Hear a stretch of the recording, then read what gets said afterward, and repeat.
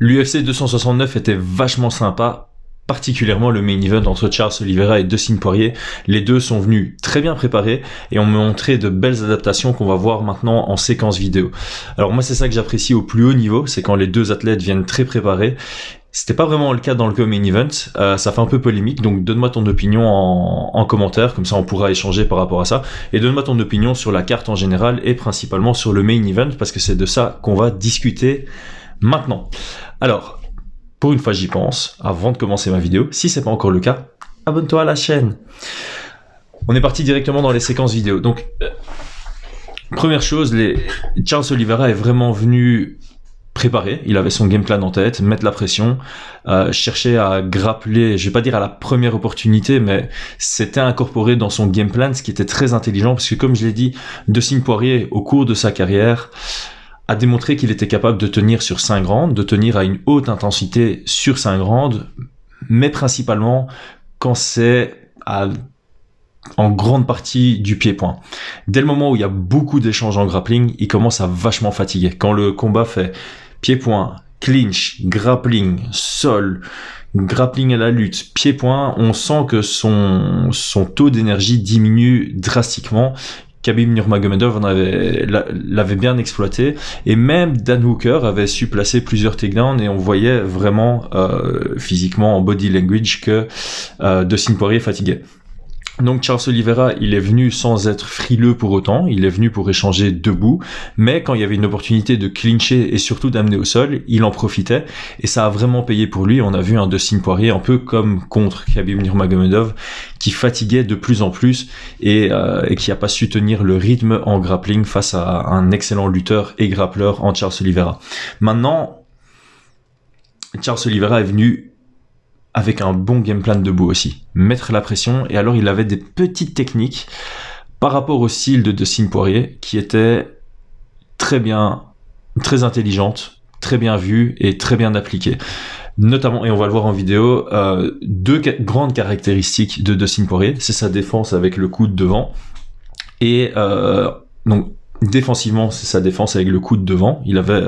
Charles Oliveira avait travaillé ça. Et surtout, offensivement, c'est partir sur un cross, donc son direct du gauche quand il est gaucher, pour shifter, pour envoyer un direct du droit en passant en droitier, en orthodoxe.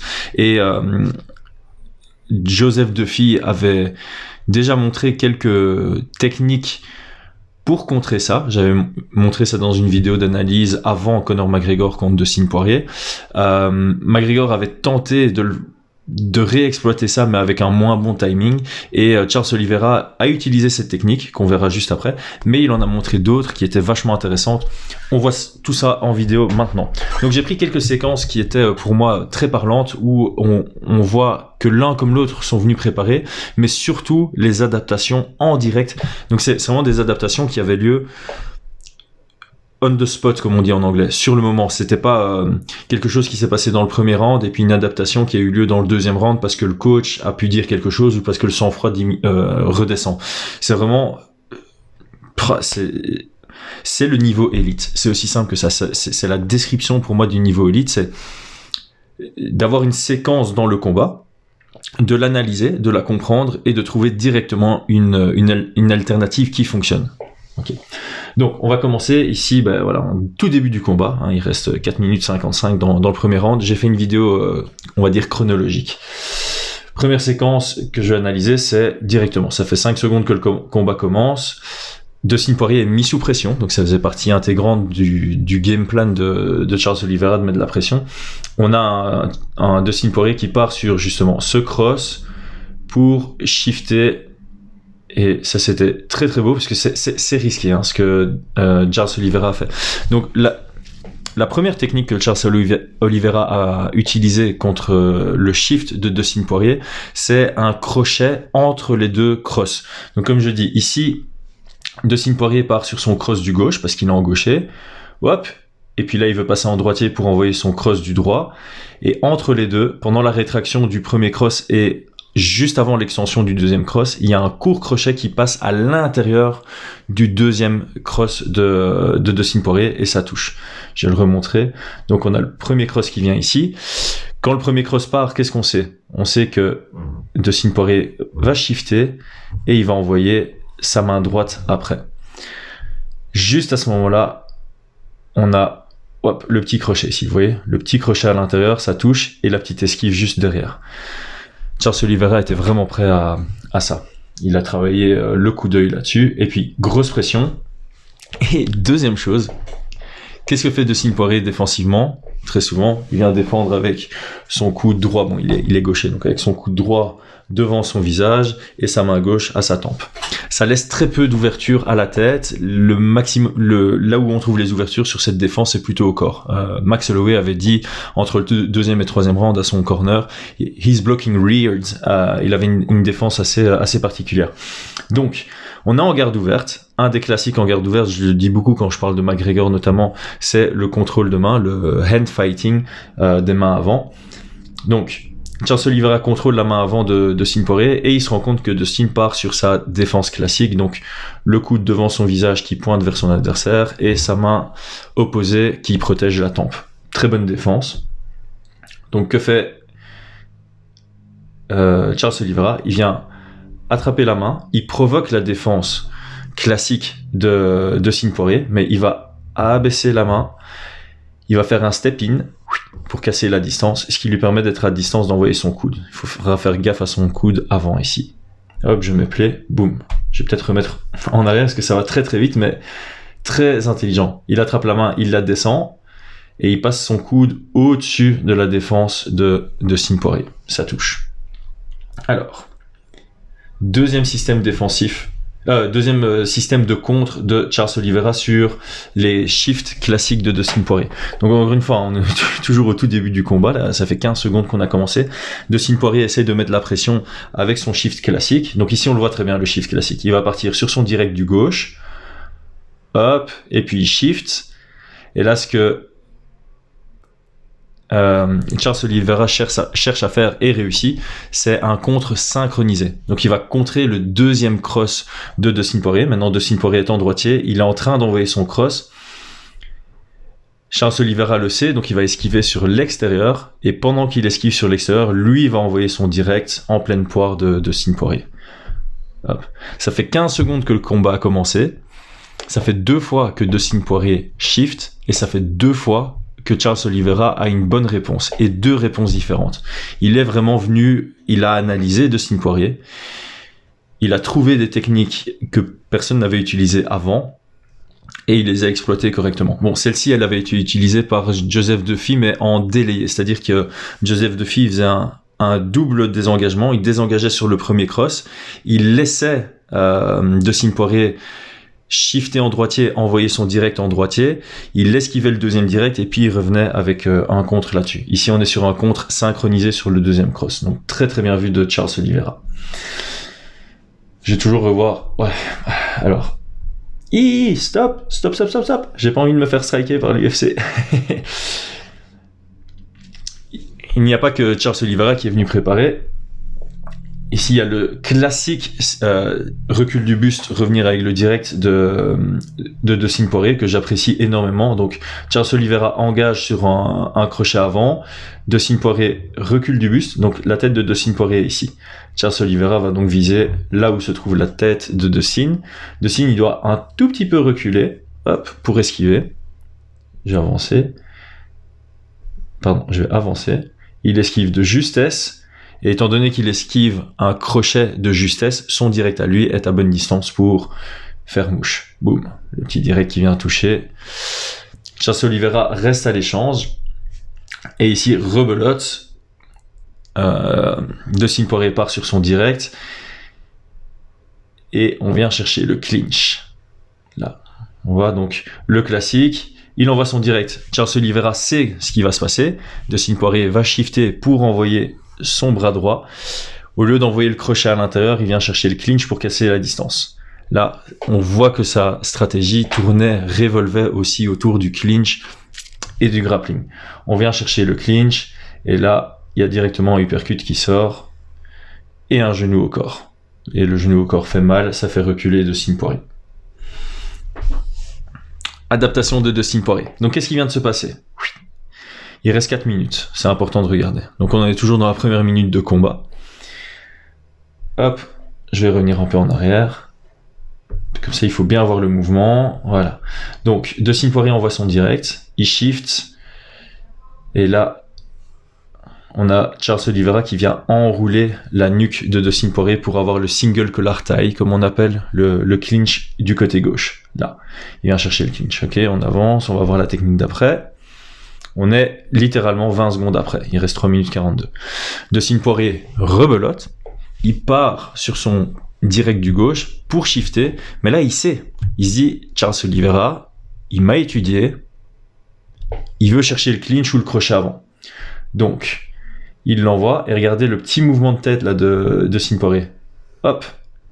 On voit l'intention de Charles Oliveira. Donc l'intention de Charles Oliveira, encore une fois, c'est venir attraper le single collar tie, attraper la nuque de Dustin Poirier, et Dustin Poirier, il passe en dessous. Superbe.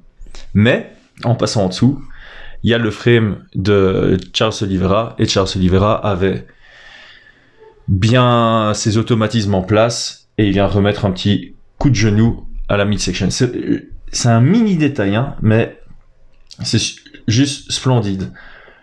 Hop, Dustin Poirier, il anticipe le single collar tie, donc bien joué de Dustin Poirier, mais il s'attendait pas au frame par derrière.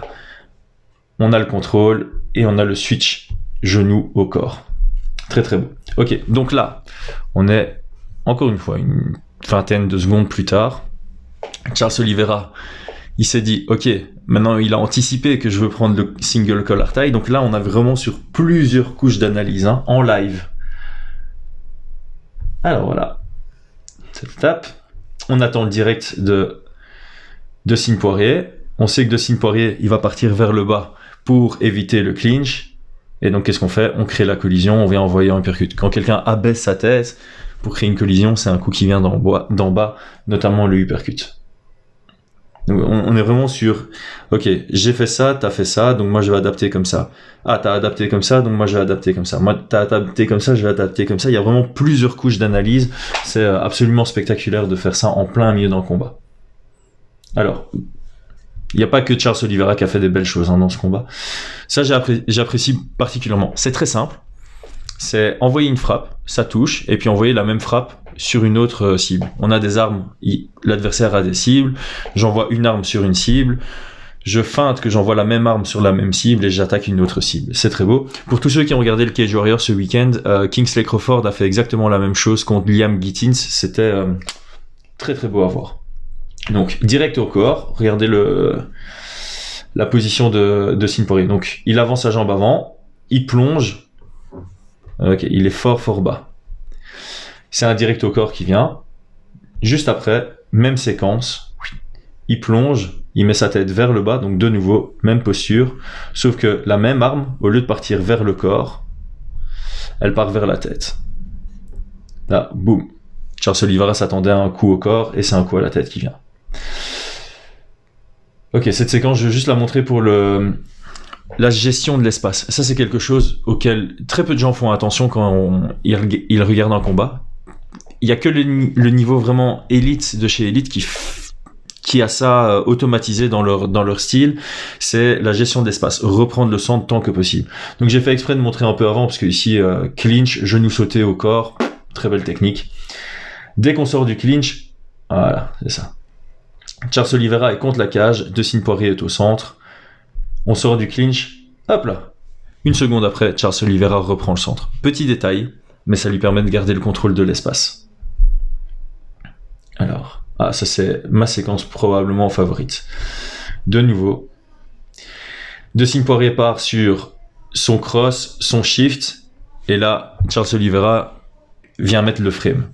Donc, il met le frame, ça va bloquer, entre guillemets, l'avancée de Dustin Poirier, et en même temps, ça bloque la vue sur son uppercut.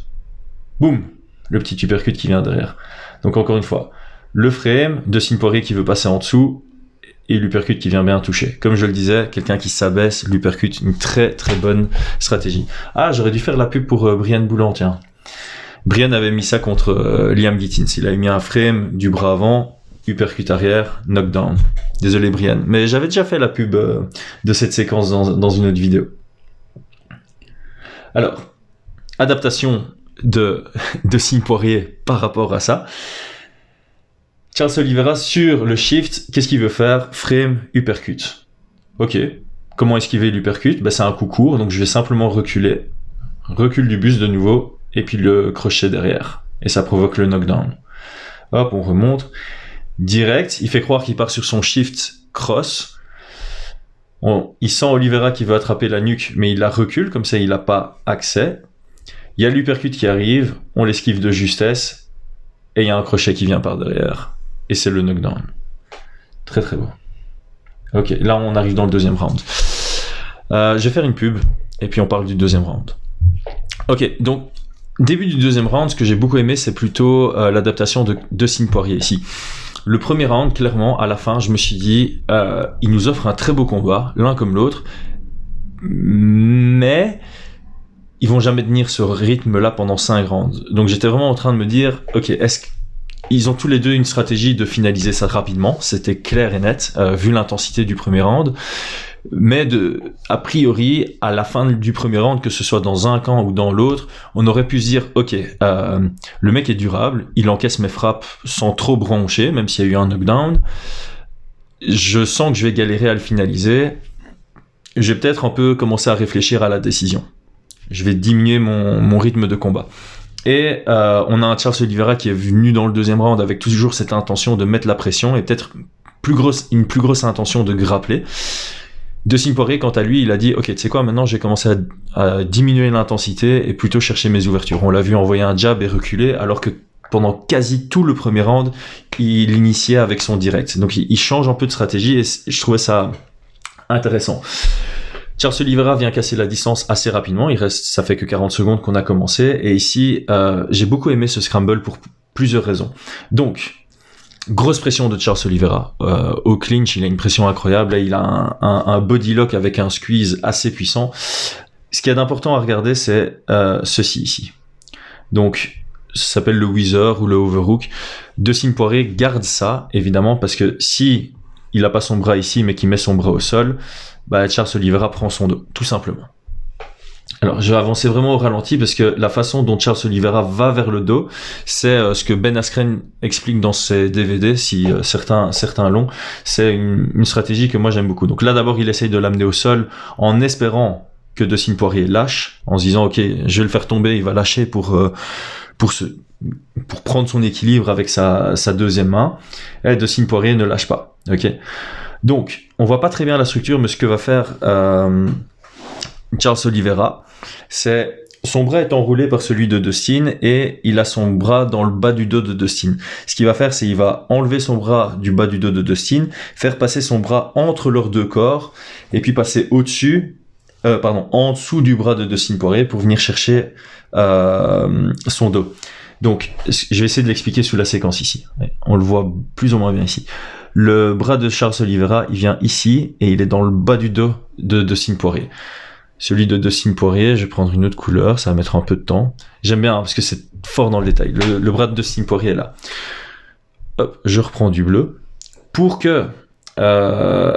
pouvoir aller dans le dos, ce que Charles Oliveira va faire, c'est son bras ici, hop, il va l'enlever et il va venir le glisser entre leurs hanches ici, vous voyez? Là, entre leurs hanches pour le faire passer en dessous et puis faire une demi... Oh là, ça fait trop. Son bras, il va le faire passer ici, entre leurs deux hanches, pour le faire passer au-dessus de l'épaule de Dustin Poirier. Ce qui fera que son bras ne sera plus attaché à celui de Dustin Poirier. On va le voir un peu plus loin, mais pas très très bien. C'est pour ça que je voulais le montrer dans la séquence précédente. Hop, j'avance tout doucement. Voilà, ici, on le voit. Il a lâché son bras. Ici, on voit le bras de Charles Oliveira qui vient par au-dessus. Oups. Et maintenant, le bras de Dustin est ici. Donc, Charles Oliveira peut prendre le dos. Juste magnifique, on est d'accord? Ok, je vais revenir en arrière pour que, maintenant que vous savez ce que je voulais dire, vous puissiez le voir. Ok, on est là, on avance, le bras passe entre deux, et hop, par derrière, maintenant on a le dos. Ok. Alors, deuxième chose que Juste magnifique, c'est les petits détails, hein. C'est ça ici. Ce que Dustin Poirier va essayer de faire maintenant, c'est rentrer son bras ici et libérer ce bras droit pour faire le tour et faire face à Charles Oliveira. Il veut simplement se tourner vers sa gauche, faire un demi-tour vers sa gauche pour être au clinch face à face contre Charles Oliveira. En contrôlant ce bras, Dustin ne sait pas se retourner tout simplement, parce que sinon il se fait garder simplement. Il ne sait pas tourner sans avoir l'accès libre à sa main droite, à son bras droit. Mais Dustin Poirier, du coup, il va aller par en haut, ici, il va tenter de libérer. Là, on voit. Il libère, ce qui va lui permettre de pouvoir se retourner. Et du coup, Charles Oliveira, très très bon réflexe. Au moment où il sent qu'il n'a plus le contrôle ici et que Dustin Poirier va pouvoir se retourner et lui faire face, il vient chercher le body lock. Il vient prendre le body lock ici pour avoir un contrôle sur Dustin Poirier. Et là, c'est très beau ce que Dustin Poirier fait. On voit que ses coudes sont fort écartés. Okay. Donc, Charles Oliveira, il a le body lock au niveau des aisselles. On le voit ici, hein, ça passe à l'aisselle et ça passe à l'aisselle, à l'autre aisselle de Dustin Poirier. C'est grâce au fait que Dustin Poirier ait les coudes écartés. C'est grâce au fait qu'il ait les coudes écartés que Charles Oliveira a un contrôle. Si Dustin Poirier tend ses bras, il n'y a plus de contrôle. Le body lock va glisser vers le bas, ici. Et c'est tout simplement ce que Dustin Poirier va faire. On voit ses coudes bien écartés là, un tout petit peu moins écartés au changement de caméra. Hop, il tend les bras. Vous voyez ça? Il tend les bras et ça fait tomber Charles Oliveira. Là, ça change de séquence. 4 minutes 13, j'ai fait skipper 10 secondes. C'est juste pour montrer la réactivité aussi de Dustin Poirier qui était extraordinaire. Alors, la petite séquence ici, elle est... J'arrête pas de faire... Parce que tout était splendide dans ce combat. Vraiment, c'était un combat, comme je dis, du plus haut niveau.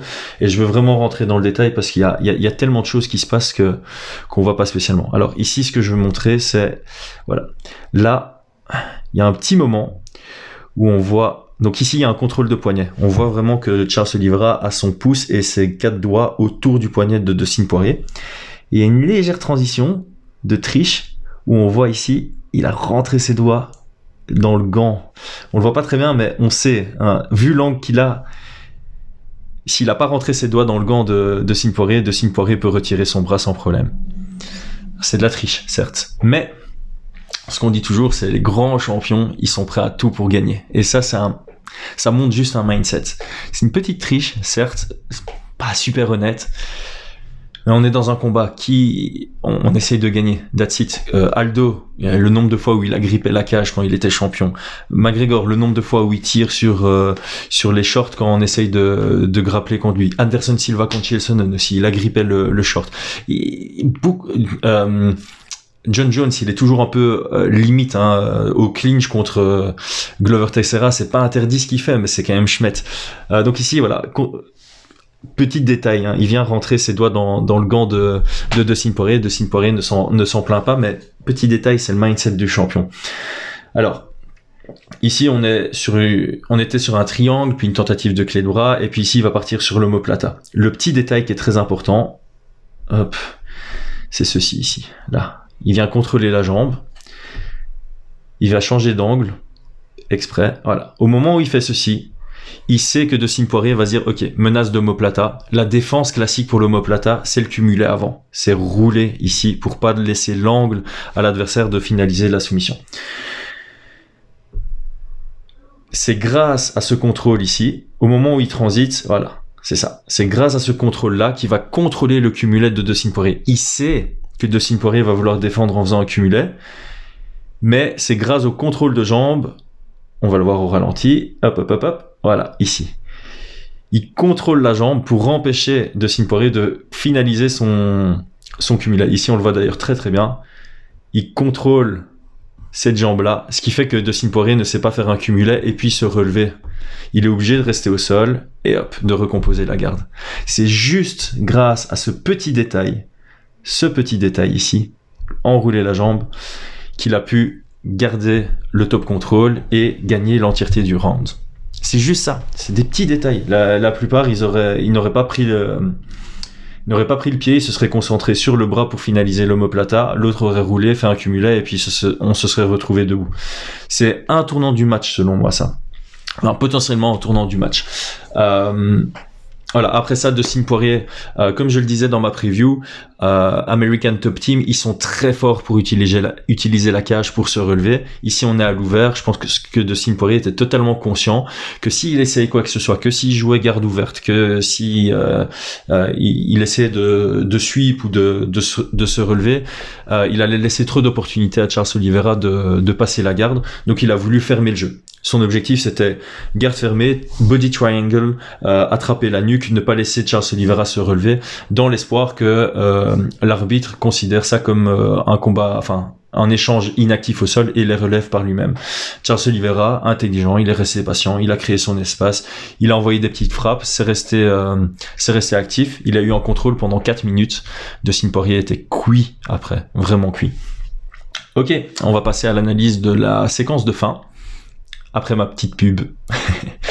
Ok, donc on arrive au tout dernier round ici. Alors, en tant que grappleur, Charles Oliveira, hop, il vient chercher à prendre le dos. Et Dustin Poirier, très très bonne défense. On va le voir juste au bon moment. Donc ici, Charles Oliveira essaye de placer son crochet avec sa jambe gauche. Donc pour avoir le crochet, il faudrait que son pied vienne crocheter l'arrière du genou de Dustin Poirier. Donc Dustin Poirier, quand il réalise ça, on va le voir au changement de caméra, voilà, il réalise ça, il y a son bras ici. Hein. On voit son bras et son coude du coup qui est ici quelque part, qui empêche la jambe de Charles Oliveira de venir vraiment crocheter.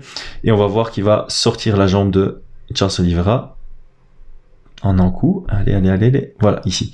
Boum, il y a un petit coup de coude, une sortie du coude, qui envoie le pied en dehors du crochet. Donc Charles Oliveira se retrouve avec un seul crochet. Et ce que je trouve très intéressant ici, c'est ça. Voilà. Plutôt que prendre appui lui-même au sol, Charles Oliveira prend appui sur l'appui de Dustin Poirier, ce qui lui permet d'avoir le contrôle de cet appui.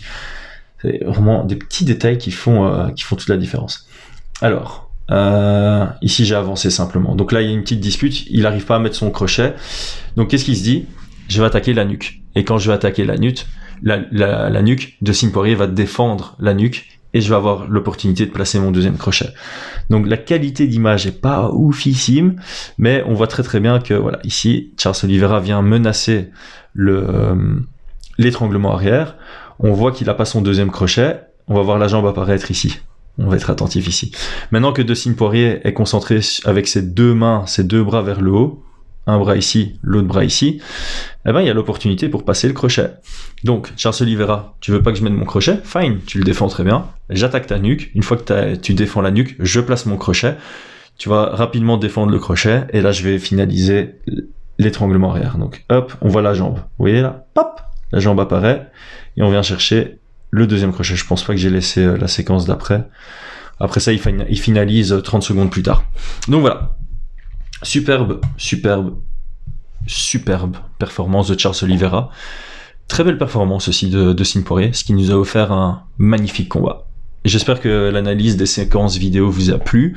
En tout cas, clairement, Charles Oliveira, pour ceux qui le critiquent encore, faut arrêter de le critiquer. Debout, il a montré des très très belles choses. Lutte incroyable. Et son sol, on est déjà au courant qu'il est extraordinaire. Voilà, j'ai fait des petites séquences pieds-points, j'ai fait des petites séquences lutte, j'ai fait des petites séquences grappling. J'espère que ça vous a plu. Si c'est pas encore fait, abonne-toi, like, un petit commentaire, un petit partage. Et on se retrouve très bientôt. C'était Chris Genacht.